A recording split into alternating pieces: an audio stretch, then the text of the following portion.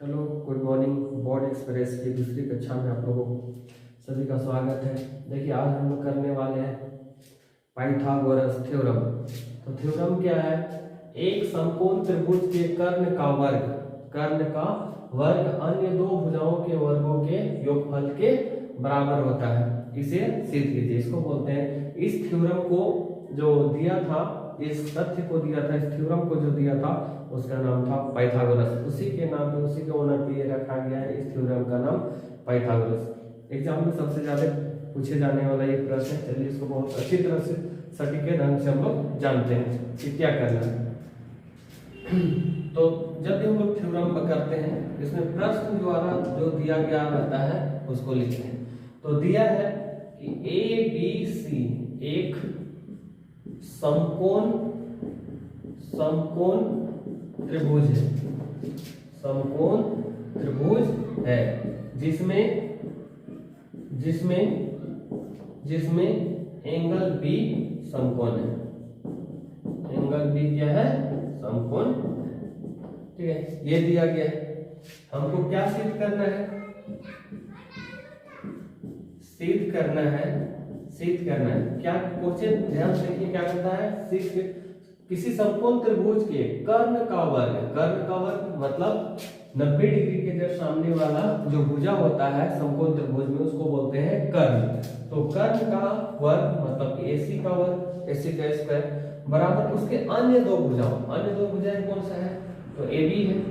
तो AB बटा AB का स्क्वायर, देखो AB का स्क्वायर प्लस यहाँ से क्या हो जाएगा? BC का स्क्वायर। ठीक है, तो ये हमको सिद्ध करना है। ये एक क्या है? देखो ABC एक समकोण त्रिभुज है जिसमें कोण B क्या है? 90 डिग्री है, समकोण है। रचना कुछ किए हम लोग? जी हाँ, किए हैं। तो रचना हम लोग क्या किए हैं कि B, जब यहाँ पर M डाल देते हैं, क्या डाल देते हैं? M। तो यहाँ पर क्या होगा? BM लंब किस पर खींचा है? AC खींचा। BM जो है वो किस पर? अच्छा, यहाँ पर M ना देकर के चलिए हम लोग D दे देते हैं। क्या दे देते हैं? D दे देते हैं। तो BD लंब किस पर खींच दिए हैं? ऐसे खींच दिए। ठीक है, आप या तो उत्पत्ति लिख सकते हैं, उत्पत्ति, या तो फिर परमाणु। चलिए उत्पत्ति में जानते हैं। हम लोगों को करना क्या है यहाँ पर? सबसे पहले एक ये वाला ट्रायंगल को लेंगे ABD और दूसरा पूरा ABC को, ये दोनों को हम लोगों को क्या करना है? समरूप करना है।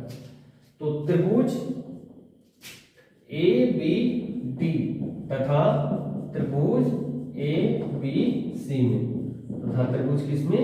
ABC में। देखो क्या क्या हमारे पास में बराबर है। अगर ये हम त्रिभुज में जाते हैं तो पहले क्या है? ABD है। अगर हमारे पास ABD में क्या है? AD 90 डिग्री है। यहाँ पे लिख सकते हैं एंगल ADB बराबर एंगल ABC बराबर एंगल क्या हो जाएगा? ABC बराबर 90 डिग्री। ये इसको हम प्रत्येक 90 डिग्री लिख सकते हैं। अब देखो इसी प्रकार से अगर हम बड़ा वाला त्रिभुज में अगर जाते हैं, पहले छोटा वाला त्रिभुज में जाते हैं तो भी हम A से होकर के जाते हैं, और इस बड़ा वाला भी अगर त्रिभुज में जाते हैं तो भी हम लोग A से होकर के जाते हैं। मतलब ये कोण जो है A जो है, ये दोनों का दोनों त्रिभुज में है, तो इसको कहा जाता है कोहेरेनिस्ट। तो देखो एंगल क्या हो जाएगा हमारे पास में? BAD बराबर एंगल क्या हो जाएगा? BAC ये बराबर है, इसको बोलते हैं हम लोग उभयनिष्ठ बोलते हैं, या तो फिर कॉमन बोलते हैं। उभयनिष्ठ बोलते हैं या फिर कॉमन बोलते हैं। कोई भी दो त्रिभुज का अगर दो कोण आपस में बराबर हो जाती है तो तीसरी कोण भी क्या हो जाती है? अपने आप बराबर हो जाती है। त्रिभुज के गुण से होता है। तो अगर हमारे पास में दो कोण हो गया बराबर तो तीसरी कोण भी बराबर हो जाएगा। इसलिए AA समरूपता से क्या हो जाएगा? त्रिभुज ABD समरूप त्रिभुज ABC हो जाएगा। कौन से नियम से हुआ? तो AA समरूपता से। ठीक है। इसीलिए अब हम लोग क्या जानते हैं कि समरूप त्रिभुज के, चूंकि समरूप त्रिभुज के संगत भुजाएं समानुपाती होती है। क्या होती है? समानुपाती होती है। तो हम लिखेंगे कि चूंकि समरूप त्रिभुज के संगत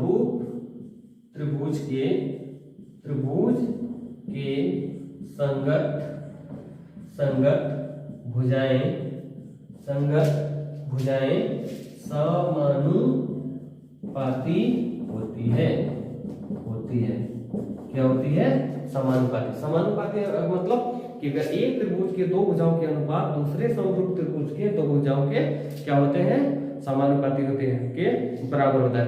इसलिए हम लोग लिखेंगे, अगर हम लोग ए बी लेते हैं छोटा वाला से क्या लेते हैं? ए बी को लेते हैं, मतलब 90 डिग्री के सामने वाले भुजा को लेते हैं ए बी को।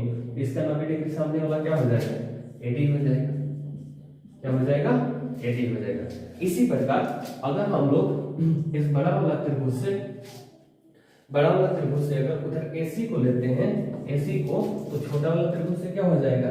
ये AB हो जाएगा। क्या हो जाएगा? AB हो जाएगा। तो अगर इसको हम लोग क्रॉस मल्टीप्लाई करेंगे तो AB और AB क्रॉस मल्टीप्लाई करके क्या हो जाएगा? AB का स्क्वायर हो जाएगा बराबर यहाँ से AD हो जाएगा गुना यहाँ से क्या हो जाएगा? AC हो जाएगा। इसको इक्वेशन कितना ले लेंगे? 1 ले लेंगे। इसको इक्वेशन 1 ले लेंगे। ठीक है, यहाँ तक किसी को कोई दिक्कत नहीं है। अब देखिए आगे, अब आगे हम लोग थोड़ा सा स्पेस कम है इसलिए हम लोग इधर करते हैं।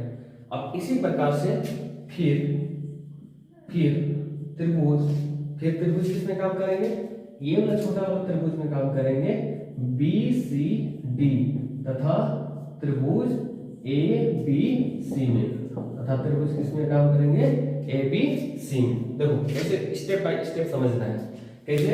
पहले ऊपर वाला त्रिभुज और इस पूरा बड़ा वाला त्रिभुज में काम किया, फिर ये छोटा वाला त्रिभुज और फिर इस बड़ा वाला त्रिभुज में काम करेंगे।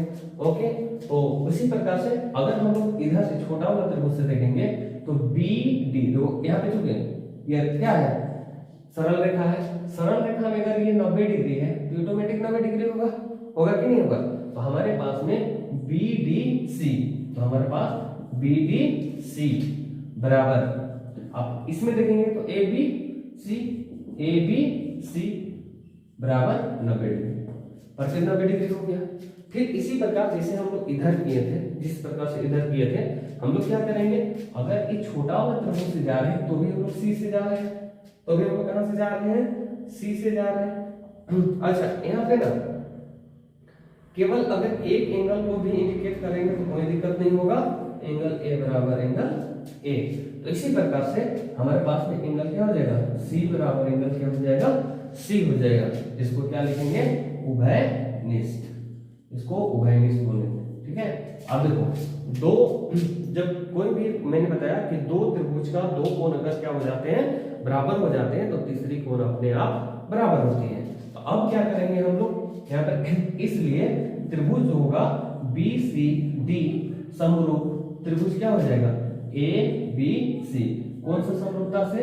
तो AA समरूपता से। AA समरूपता से क्या हो जाएगी? समरूप हो जाएगी। अगर समरूप हो जाएगी तो फिर यहाँ पे क्योंकि क्या है? समरूप त्रिभुज के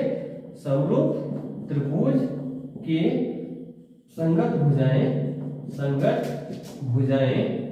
भुजाएं समानुपाती होती है।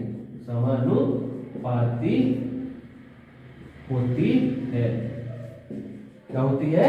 समानुपाती होती है। इसलिए अगर हम लोग इस छोटा वाला त्रिभुज से अगर हम लोग BC को लेते हैं, BC को, तो बड़ा वाला त्रिभुज से हम लोग किसको लेंगे? AC को लेंगे। बड़ा वाला त्रिभुज से हम लोग किसको लेंगे? CD। अच्छा देखो, बड़ा वाला त्रिभुज से हम लोग किसको ले रहे हैं? BC को, तो छोटा वाला से किसको लेंगे? CD को लेंगे, है ना? बराबर। अगर आप इधर से अगर हम लोग AC को लेते हैं, इस त्रिभुज से किसको लेंगे? BC को ले लेंगे। क्या हो जाएगा? BC को ले लेंगे। ठीक है। तो अब हम लोग देखो, ये तरीका भी है। अगर यहाँ पे कंफ्यूजन होती है तो हमको कैसे याद रखना है? कैसे? पहले A रखेंगे तो A और A को गुणा करेंगे तब A स्क्वायर आएगा। इसलिए यहाँ पे रखेंगे AB, तो यहाँ पर AB रखेंगे, तो बचा क्या? एडी बचा और ऊपर क्या बच गया, एसी बच गया। इसी प्रकार से हम लोग यहाँ पर क्या करेंगे, अगर कंफ्यूजन होता है तो, अगर समानुपाती भुजाओं को कैसा लेना है, अगर कंफ्यूजन होता है तो हम लोग इस प्रकार से करेंगे। तो देखो कैसे करेंगे, यहाँ पे बीसी, क्योंकि अब क्या लाना है, बीसी का स्क्वायर लाना है, तो अगर हम लोग यहाँ पे बीसी को लगाएंगे और तो नीचे बीसी लगा देंगे, नीचे क्या लगा देंगे, बीसी, तो यहाँ पे क्या बचेगा, सीडी बचेगा, ठीक है, सीडी, और यहाँ पे क्या हो जाएगा, एसी, क्या हो जाएगा, एसी हो जाएगा, ठीक है। अब क्रॉस मल्टीप्लाई करो तो हमारे पास में क्या होगा, बीसी स्क्वायर बराबर सीडी और प्लस गुना क्या हो जाएगा यहाँ से एसी, इसको इक्वेशन कितना ले लेंगे, 2 ले लेंगे, ठीक ना, कोई दिक्कत नहीं है। अब आगे देखो, समीकरण एक और दो को जोड़ने पर, जोड़ने पर जोड़ो, तो जोड़ता किसे है समीकरण, लेफ्ट हैंड वाला लेफ्ट हैंड की तरफ जुड़ता है और राइट हैंड साइड वाला राइट हैंड साइड तरफ जुड़ता है। तो लेफ्ट हैंड को देखो, सबसे पहले इक्वेशन 1 में लेफ्ट हैंड क्या है, ab स्क्वायर, तो ऐसे ab स्क्वायर लिख देंगे। इक्वेशन 2 में क्या है, लेफ्ट हैंड bc स्क्वायर, तो ऐसे क्या लिख देंगे, bc स्क्वायर लिख देंगे, ठीक है, बराबर। अब यहाँ से लेफ्ट हैंड में क्या है, देखो ad गुना ac, क्या है, ad गुना ac है, ठीक है, दिखाई दे रहा है ना नीचे, ठीक, तो क्या हो जाएगा ad गुना ac, तो यहाँ पे लिखेंगे ad गुना ac, ad गुना क्या लिखेंगे, ac, ठीक ना, और फिर क्या हो जाएगा प्लस, फिर क्या हो जाएगा प्लस, इसका राइट साइड में देखो तो cd गुना ac, cd गुना क्या हो जाएगा, ac हो जाएगा, ठीक है।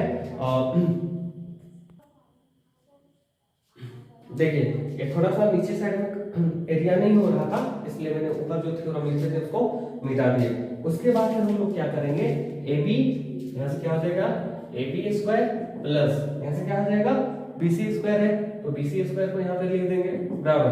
अब हमारे पास में क्या है, देखो यहाँ पर भी ac है, यहाँ पर भी ac है, तो ac है और ac है, तो ac और ac को हम क्या कर लेंगे, कॉमन ले लेंगे, तो कॉमन ले लेंगे जब ac को, तो हमारे पास में क्या बचा ad और उधर से क्या बचा cd, यहाँ से हमारे पास आ गया ad प्लस यहाँ से हो गया cd, ad और प्लस यहाँ पे क्या हो गया, cd हो गया, ठीक है। अब जब चित्र पे जाएंगे तब समझ में आएगा, ac और क्या है ad प्लस cd। अब यहाँ पे देखो, अगर हम यहाँ पर देख रहे हैं तो क्या है ad, क्या है ad और यहाँ से क्या है cd, ad और cd मिलकर के क्या प्राप्त हो रहा है, ac प्राप्त हो रहा है। तो हम यहाँ पे या ab square plus bc square बराबर ac, और यहाँ से क्या ac, जब दोनों को जोड़ेंगे तो क्या हो जाएगा, ac हो जाएगा।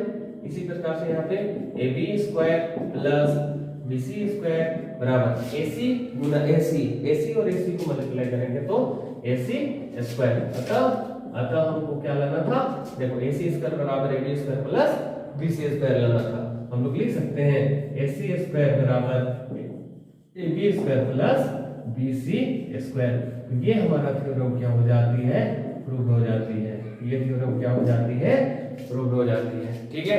तो हमारा थ्योरम क्या था, इसको बोलते हैं पाइथागोरस थ्योरम। पाइथागोरस ने क्या बताया था कि कोई भी अगर हम लोग समकोण त्रिभुज लेते हैं तो उसका कर्ण मतलब 90 डिग्री के जस्ट सामने वाला भुजा को, 90 डिग्री के जस्ट सामने वाला भुजा को बोलते हैं कर्ण। मतलब कर्ण का स्क्वायर उसके अन्य दो भुजा, तो इसको छोड़ देंगे तो कौन कौन सी भुजा होगा, AB और BC, तो AB का स्क्वायर और BC के स्क्वायर के बराबर होता है। तो किस प्रकार से बराबर होते हैं पूरा थ्योरम पे कहती है। तो उम्मीद करते हैं ये वीडियो अच्छा लगा होगा, अच्छा से समझ में आया होगा।